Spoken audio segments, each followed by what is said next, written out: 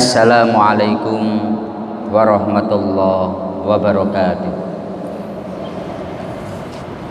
Kepada yang kami muliakan segenap jamaah Masjid Agung Batam yang dirahmati Allah Subhanahu wa taala. Seperti biasa, setelah melaksanakan sholat zuhur, sejenak marilah kita bersama-sama mengikuti kajian tafsir Asy-Syafi'i selama kurang lebih 7 menit ke depan. Marilah kita bersama-sama niat thalabul ilmi dan juga niat iktikaf di masjid kita ini, agar duduk kita bersama oleh Allah dicatat sebagai ibadah. Adapun pembahasan kita kali ini sampai pada surat Maryam ayat 54. Allah berfirman, Bismillahirrahmanirrahim. Wadhkur fil kitabi Ismaila innahu kana shadiqal wa'di wa kana rasulan nabiyya. Yang artinya, ceritakanlah Muhammad kisah tentang Nabi Ismail di dalam kitab Al-Quran. Sesungguhnya dia orang yang benar janjinya, seorang rasul dan juga nabi. Di dalam kitab Imam Asy-Syafi'i beliau berkata bahwa Allah menyebutkan Ismail bin Ibrahim di dalam firman-Nya, Wadhkur fil kitabi Ismail innahu kana shadiqal wa'di wa kana rasulan nabiyya. Pembahasan kita sekarang berkaitan dengan Nabi Ismail alaihissalam. Jadi Nabi Ismail ini seorang nabi yang di dalam Al-Quran disifati shadiqal wa'di, orang yang benar janjinya, merupakan pujian dari Allah atas apa yang ada pada Nabi Ismail, yakni kalau beliau sudah berjanji maka pasti beliau akan memenuhi janjinya. Di dalam banyak kitab tafsir disebutkan muballighun bi injazima wa'ada, betul-betul memperhatikan kalau sudah janji. Fama wa'ada wa'dan ma'allahi au ma'an nasi illa waffa bihi. Kalau sudah janji baik kepada Allah atau kepada manusia pasti akan dipenuhi. Di dalam banyak riwayat disebutkan Nabi Ismail itu beliau pernah berjanji atau membuat perjanjian dengan seseorang di satu tempat. Hanya saja ternyata orang tersebut lupa. Maka Nabi Ismail berada di rumah atau berada di tempat tersebut sampai besok. Tidak pindah dari tempat yang telah dijanjikan. Bahkan menurut Sufyan Tsauri, riwayat yang diterima oleh beliau, Nabi Ismail itu ma barihtu min hahuna lam akun la abrahu hatta ta'tini.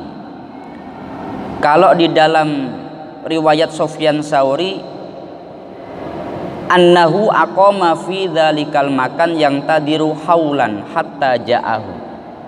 Nabi Ismail menunggu di tempat itu setahun penuh, nggak mau pindah karena sudah terlanjur janji. Nabi Muhammad juga sama. Di dalam riwayat ketika ada orang janji dengan Nabi, Nabi menyanggupi perjanjian tersebut. Ternyata sampai 3 hari orang itu lupa. Maka Rasulullah itu tetap berada di tempat itu. Karena memang yang namanya al-wa'du dainun, yang namanya janji itu adalah hutang. Ketika seseorang dia sudah berjanji, maka dia harus menepatinya. Dan orang yang dia tidak menepati janji, dia masuk kategori orang munafik. Ayatul munafiki salasah, tanda orang munafik ada 3. Wa idza wa'ada ahlafa, kalau janji sukanya ingkar. Wa idza tumina khona, kalau dia diberi amanat maka dia biasanya khianat. Kalau dia itu berkata atau ngomong wa idza hadasa kadzaba, dia suka berdusta. Orang yang dia tidak memenuhi janji, dia masuk kategori ini.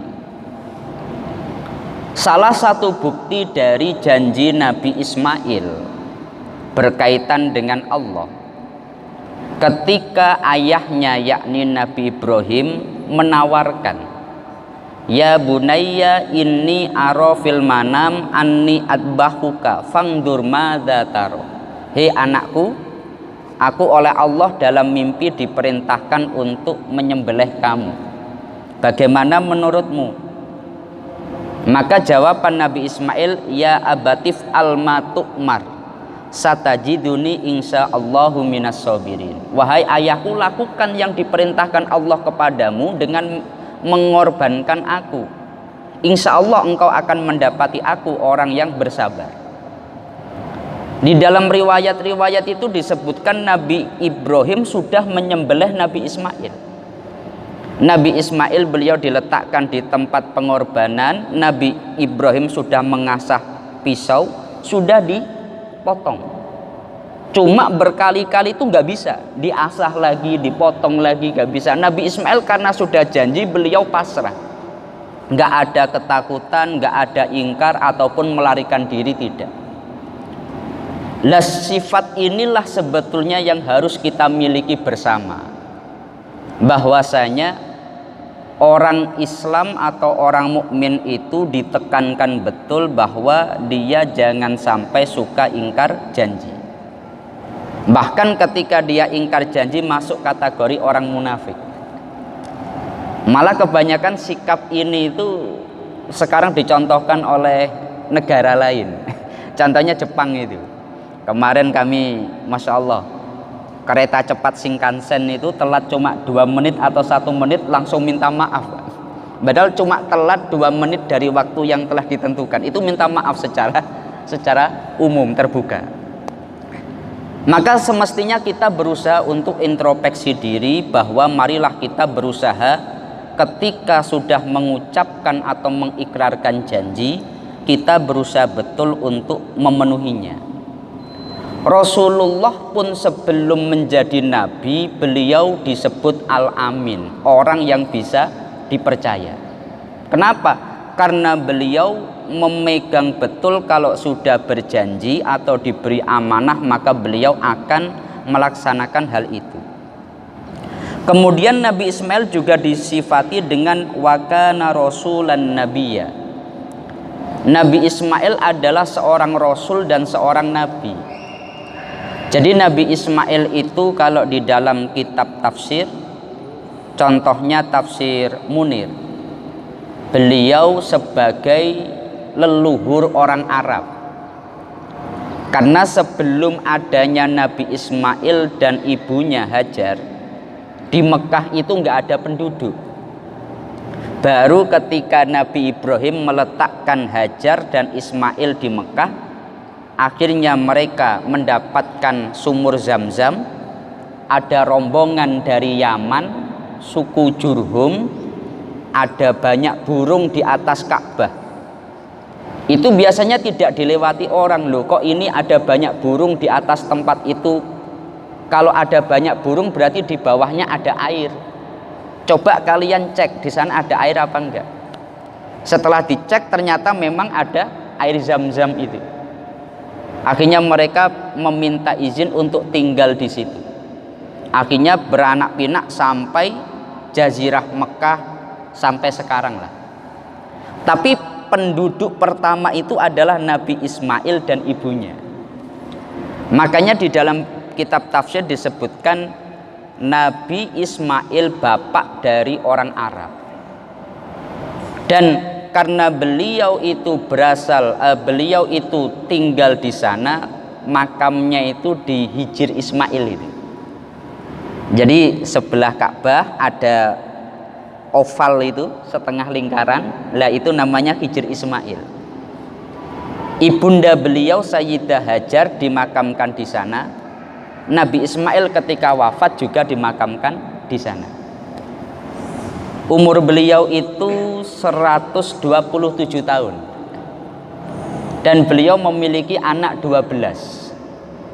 Dari 12 anak itu turun ke bawah sampai ke Abdul Muthalib, ke Abdullah, sampai kepada Nabi Muhammad Sallallahu Alaihi Wasallam. Dan Nabi Ismail ini seorang rasul dan seorang nabi. Cuma ada perdebatan. Nabi Ismail itu meskipun seorang rasul menyampaikan syariat kepada umat, tetapi bukan syariatnya sendiri. Syariatnya Nabi Ismail itu adalah mengikut Nabi Ibrahim.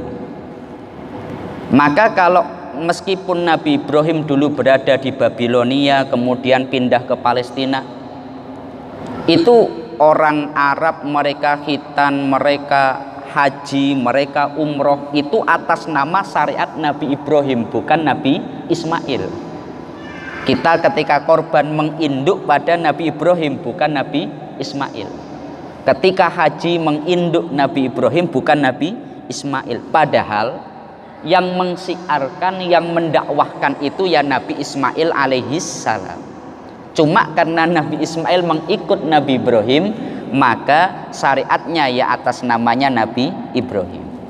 Tetapi meskipun beliau syariatnya mengikut Nabi Ibrahim, beliau tetap disebut sebagai seorang nabi dan rasul. Dan semoga melalui kajian tafsir ini kita bisa berusaha untuk menjadi orang yang lebih baik, yakni terutama seperti Nabi Ismail, shadiqul wa'di, orang yang betul-betul benar ketika telah berjanji. Semoga ini bermanfaat untuk kita bersama. Mari kita tutup dengan bersama-sama membaca surat Al-Fatihah. Semoga Allah senantiasa memudahkan urusan-urusan kita bersama, dan semoga Allah senantiasa memberikan kita semuanya kesehatan. Al-Fatihah. A'udzu billahi minasyaitonir rajim. Bismillahirrahmanirrahim. Alhamdulillahirabbil alamin arrahmanir rahim maliki yaumiddin. Iyyaka na'budu wa iyyaka nasta'in ihdinas siratal mustaqim siratal ladzina an'amta 'alaihim ghairil maghdubi 'alaihim waladdallin. Amin. Kurang lebihnya dari kami mohon maaf. Akhirul qauli wallahul muwaffiq ila aqwamit thoriq. Wassalamualaikum warahmatullahi wabarakatuh.